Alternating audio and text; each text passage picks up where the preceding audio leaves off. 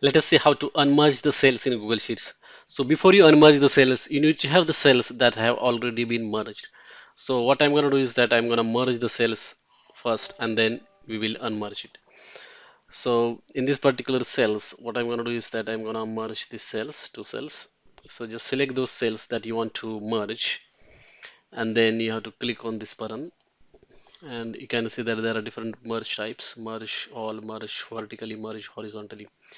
So since we have selected only two cells that are adjacent to each other horizontally, it is saying merge horizontally. But if we select the cells like that, it will say merge vertically. And if you select vertically, vertical as well as horizontal cells, then you will have all the options enabled. So let us do the simple thing, just merge these two cells.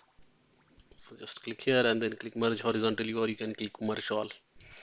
And you can see that now these two cells have merged into one single cell. Now to unmerge it, what you have to do is that just simple thing, just select that section and then come over here again and then you can click on unmerge. That's it, your cells are back.